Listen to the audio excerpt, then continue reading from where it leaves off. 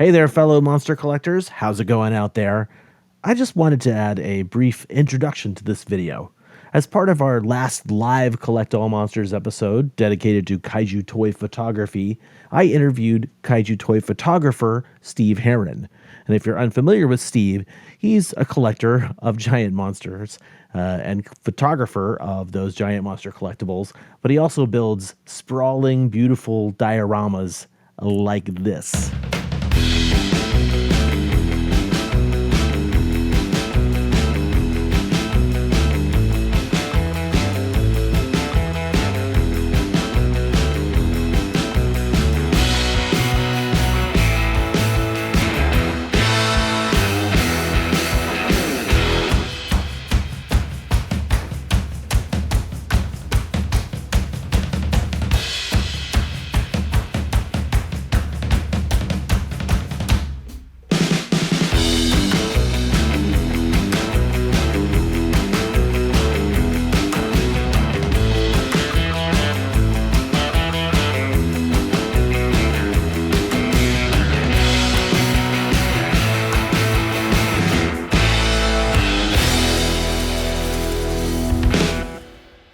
These things are amazing, and I hope it illustrates why I wanted to have him involved in our kaiju toy photography episode.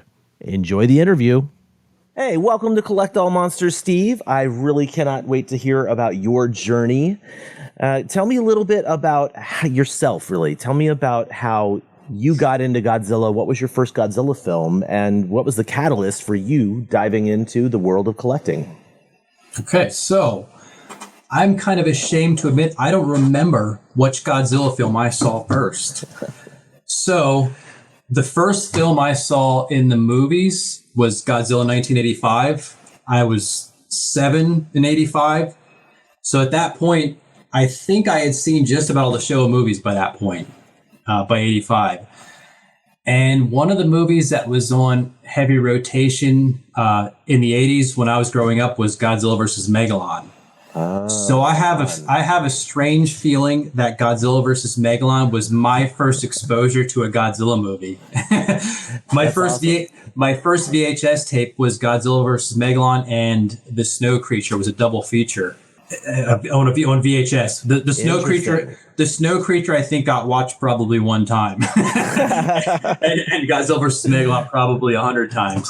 I definitely have some of those releases. Yeah. As far as like memories from seeing Godzilla movies when I was younger, the one moment that stands out in my head more than any others is it was a Saturday afternoon. I was at my grandmother's house. I spent a lot of time at my grandmother's house. Both my parents worked growing up. And there was a Philly feature TV show called Theater Bazaar growing up on Philly 29. And they showed the old Hammer horror movies with Christopher Lee and Peter Cushing. Nice. They showed like the old Harryhausen movies, all the old monster movies, and all the old Toho movies. And I remember seeing in the TV guide. I used to scour the TV guide and look at all the monster movies for that whole week. And I remember seeing a headline that said "Frankenstein Conquers the World." I'm like, oh my God, what is this? And underneath in parentheses, it had Japanese 1965. It's like, oh my God, I have to watch this. At 6 or 7 when I saw it, I had no idea what it was. And so you start watching it, and it's like, wait a second, this feels exactly like a Godzilla movie. But at that age, you don't put the two and two together. You don't realize why does this Frankenstein movie feel like a Godzilla movie?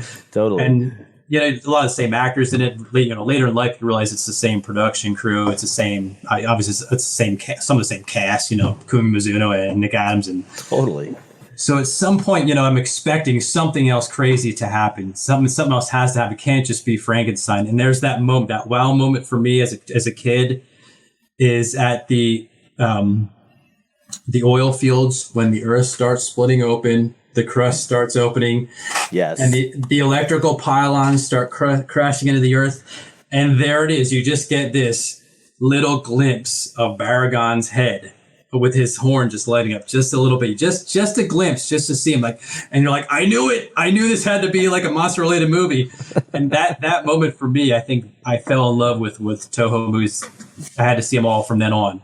And everything miniature from that point on, I end up loving, I think, a lot because of that moment, seeing Frankenstein conquers the world.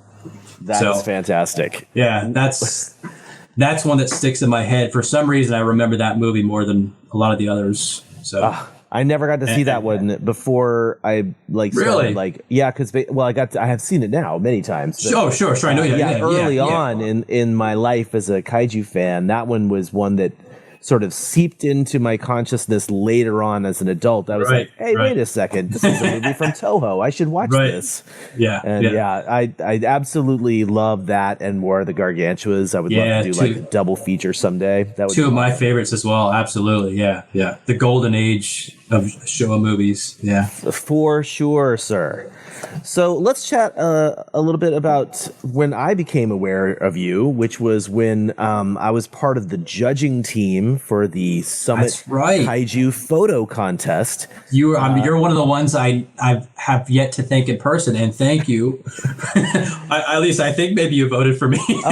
First up, I absolutely voted for you because we were going through the images, and some of those photos were so good. Yeah. Yours photo, I was like, you guys, look at how much time and energy was spent into making this photo. I'll be honest, I look at that photo now and I'm thinking, God, I could have done so much better with that picture. It's not one of my better pictures. It's okay, but it's not one of my best pictures. I just wanted to do something different for that, for that contest. Well, it really did sort of introduce you to me as well as a bunch of other kaiju fans. And for that contest, I'm really glad that I'm glad you submitted because we were able to see your stuff.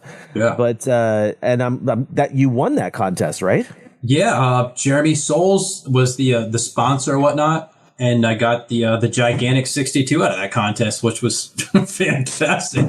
I mean, it's still the only gigantic I have, but it's awesome. It's amazing. I got to see that being made in Japan. Actually, it was pretty cool. Seeing the clay sculpture on the table. Honestly, that blows me away that we were there. That is pretty cool. I would have loved to see something like that. Yeah. So how did you become a collector, really? What was it that made you go, I have to have one of these in my hands? I mean, obviously the movies, just watching the movies, you want to have those, you want to physically touch and feel what you see on the screen. So I think, as a kid, God, in the 80s, stuff was so limited growing up. I mean, it was so hard to get a hold of anything. So, you were using a plastic Tyrannosaurus for Godzilla. Right. My first Godzilla figure. Substitutions. Yeah. It was like this. It was like a Tyrannosaurus about yay high, about 6 inches high. I think we bought him at a farmer's market toy store, but it had Stegosaurus spines on his back. It was beige color. But then he would fight, he'd fight rubber spiders, rubber spider for Kamunga. Oh, yeah. Or a plastic snake could double as Mando or a sea serpent, the King Kong Escapes or whatever. So he had dual purpose. But yeah, it was so hard to get into figures back then. And the first real one I had, the first legit Godzilla figure I had was the Shogun Rodan. And my mom searched high and low until she found that guy for me. That's awesome. I think she found it at a Kitty City, somewhere in the air. I don't even know where she found it, but he didn't last long in my childhood. He got used and abused. All the rubber bands in his in his chest for the wings. His chest broke. Yeah, totally. And all those clips that held his rubber bands on, they all busted. Yeah. Too many battles in the backyard, and he God, I wish I still had that figure. He was great. Is a beautiful figure from a time long gone. Oh, yes. Someday I'll find him again. I know a couple guys just have found some recently, so there's still hope to find one again. There's always hope for Rodan. Yes. There's always hope for Rodan. Rodan, my number 2 behind Godzilla. Nice. Yeah. No, Rodan was definitely my first ever kaiju, and he holds a very special place in my heart. Oh, yeah. Yeah. So how did you get from collecting to thinking to yourself, I want to build these miniatures? Was it that whole playtime in the backyard? Probably. I mean, I literally spent hours upon hours as a kid setting things up in the backyard. And you just use the natural landscape as your diorama. You lose the rolling hills, the piles of dirt for mountains. For whatever reason, any paved surface was water for some reason. I don't know why. Nice. It was water. But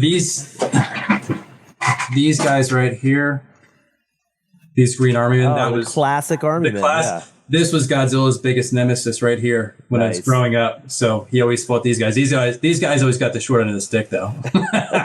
Inevitably, they got demolished. But this bazooka man was like the first line of defense. That's awesome. Tell us a little bit about the process of you making these miniature landscapes and dioramas for your photos. Well, I mean, it depends on the scene. It's like whatever the scene requires, it could take me a couple hours to set a scene up.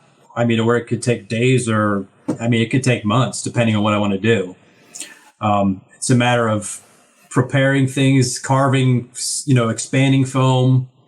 The Woodland Scenics products, I use a lot of the Woodland Scenics. I don't know if you're familiar with that line for dioramas. I think those are the mountain range I have. I think is from. Okay, yeah, they make like little bushes, trees, like the dust that looks like sand and dirt kind of things. Because sometimes real dirt doesn't look real on a diorama scale. It just looks too big. Oh, too coarse, right? Right, yeah, exactly. Gotcha, so the Woodland Scenics, it's almost like a dust that actually looks more like dirt for like an N scale or a smaller scale scene.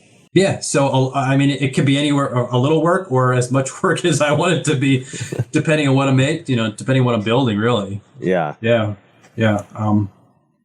So what's been the most time-consuming diorama that you've built? It's got to be one of the Monster Zero ones. I mean, they started to get out of hand the further and further into it I got. I think probably. There's the one I did with Ghidorah flying in the background with the Zillion saucer in the background with him, and then the vehicles coming around the mountain bend. Right. That's that mountain in that foreground. I carved all that. So carving that probably took the most amount of time. That was carved out of expanding foam, actually. I piled this stuff right here. Great stuff. You can get at Lowe's. Oh, yeah. So I used probably like 15 cans of this, and I just made this enormous mound of mush, basically, which took like a week to cure because it was so big. Sure, yeah. So once it cured, I started just carving away until I got the rough shape that I wanted. Then I covered the whole thing in plaster of Paris to give it some rigidity.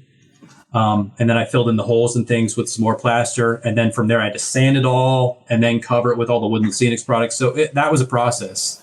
Yeah. So that is amazing. That one probably took months. So where does that live now? Where does the Monster Zero diorama live? I gotta know this, right? It's in my basement. So my basement is starting to resemble a Toho backlot at this point. It's just got crap everywhere. I think the iceberg that I carved for this 62 diorama is on top of my oil tank at this point. So yeah, the stuff is just scattered everywhere in my basement, amongst my figures too. I try to have a corner here that's just like for Monster Zero stuff, a corner here for just like Son of Godzilla stuff. So it's kind of organized, but kind of chaos at the same time. Organized chronologically per movie. Yeah. No, not even close. Not even close. But it is mostly Showa stuff. I'm a Showa guy like through and through. I like the other stuff, but it's 90% of my stuff is Showa stuff. Once you've finished your dioramas, we've gotten to the point right now where how many have you done, would you say? Oh, God. Probably between 50 and 100. Whoa! I'm gonna guess. I honestly don't know. I had no idea it was that high. That's crazy. It's definitely over 50, but probably less than 100. All right, right on. I don't know the exact number though. So would you say that any one of them has been more rewarding in the long run once you're like finished, not just with the diorama, but finished with your photos and finished with everything you're shooting, and you step back and you're looking at what you've created? Which one has been like your favorite in the long run? So my favorite one I've ever done, it doesn't even have a monster in it. Again, it was from my Monster Zero tribute. My favorite one I've ever done is the P1 launching off of the surface of Planet X. That's awesome. And for some reason, that one, like some pictures I do, they don't come out quite as I planned. That one came out better than I thought it would. Cool. And cool. it's one of those pictures just came together, and yeah, I know all the time I put into that one, so I was proud when the picture was finally done. Yeah. So fellow collectors might actually be wondering what some of the things you're using in these photos have been. Mm-hmm. Let's start with that P1. Where did you acquire the P1? That P1 had to be that's a 3D printed P1 that I got from a gentleman at Facebook who 3D prints. He's like an independent 3D printing guy, Terry Bridges. I don't know if he's on a couple of the groups, but he did that P1 for me, and he asked for the scale I wanted. And I told him, it had to be about 8 inches high.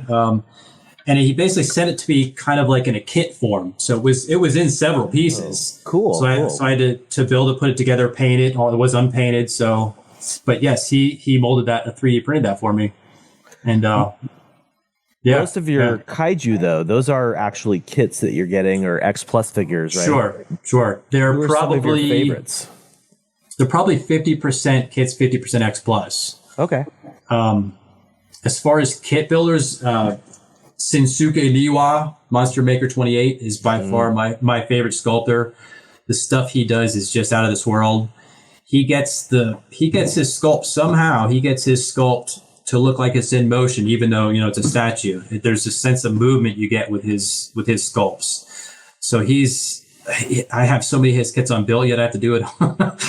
So that's the plight of the model maker, isn't it? Yeah, like stacks and stacks of model kits. Yes, they just keep piling up, and it's just he did his Godzilla 55 and his Anguirus 55. I picked them up this past year. I haven't built them yet. They look phenomenal. They look even better than they did on film.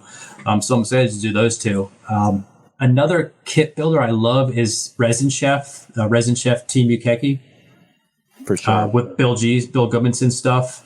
I have a lot of their pieces. They have a lot of really unique stuff. Yes. I love the deep cuts. Those guys go into the deep cuts like crazy. Bill just sculpted it's a hatching Baragon. It's a kit of Gamera versus Baragon when he hatches out of the egg. Oh yeah, from Gamera versus Barugan, yeah. Yeah, Barugan. Barugan. Barugan, yes, Barugan, as Elvira said. But yes, he did a kit of that, so I picked that up too. I got yet to build that one, and they do all sorts of just crazy stuff. I just got their Gazora. That was by a different sculptor from their same crew. I can't think of his name at the moment. It's a Japanese gentleman. They did the A-Cycle Light Ray, right? Yes, and I had. Yep, they sure did, and that was extremely delicate and involved to put together. I don't know if I'd ever want to put another one of those together. The parts, oh my god! I mean, I actually have plans to take an Aoshima Maser cannon. They did those sort of like in scale to a Gargantua figure Maser cannon. And so because the Maser cannon was created from the A-Cycle Light Ray, I'm going to deconstruct the Maser cannon and turn it into an A-Cycle Light Ray eventually, someday. That sounds extremely ambitious, Kyle. That's what I do. I set my sights high and then realize, I need to look lower. I would love to see that if you start that. Let me know when you start that. I'd love to see how that's going. If it happens, I'll definitely be documenting the process for sure. Yeah, but Resin Chef, he just did. I just bought his Dogora kit because it was available at Wonderfest. So I got his Dogora and the bee venom sprayer in the movie Dogora. Yeah, that fires the bee venom that ultimately defeats Dogora. That mecha, which who else makes something like that? I mean, but yeah, they have some. Yeah, I think the answer to that question, who else makes that, is Cast. That company Cast is the only other person, the only other crew that I know that makes those deep cuts. That's true. Yeah, it's just a much smaller scale. Totally. Yeah. What other sculptors? I mean, there's the independent guys too. Vito Matali out of Mexico City, who did the Kong 67 and 62. That's this guy right here. I brought him along. Nice. This Kong. This guy. And it's probably the best representation of 62 Kong, out there, anywhere. So you have this guy. The 2020 version of Kong and Godzilla. Can you see both of them? I'll make you full screen there. There you go. So there's the 2020 version. of Kong and Godzilla, and then I'll get the 1986 version. The 1986 version. This was my version growing up. Yes. The Imperials. Fantastic. So yeah. Yeah. Oh, we've come full circle, have we not, Steve? Exactly. So that's what I was working with as a diorama maker at age 8 or whatever. Yeah. Fantastic. So this episode that we're doing today is all about kaiju toy photography. I was wondering if you have any specific tips or tricks that you'd like to share with our viewers about taking photos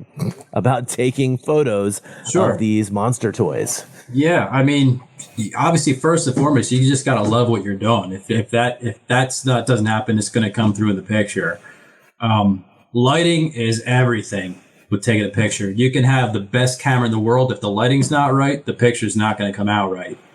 I take all my pictures with an iPhone. That's great, though. That's super I do. I need to step my game and buy a decent camera, but I'm satisfied with my iPhone up until this point. So just about all the pictures you see come from my iPhone. Yeah, you got to get creative. I use a godsend for diorama pics. I use these smoke emitters. These smoke emitters, they put out you just light the one end, and they put out a smoke screen they have like 60-second ones, they have 90-second ones, they have 2-minute ones. Wow. So you get a fair amount of smoke. Yeah. As you're taking the pictures for a diorama scene. And the good thing about those is you can take, 20, 30 pictures with the same smoke emitter. The smoke emitter alone, though, it looks unnatural, so you have to find a way to diffuse the smoke. So I tend to use like just house fans to diffuse the smoke. So it looks more natural that way. That's cool. Versus just like a thick cloud of cigarette smoke. Underlighting, you need another source of light.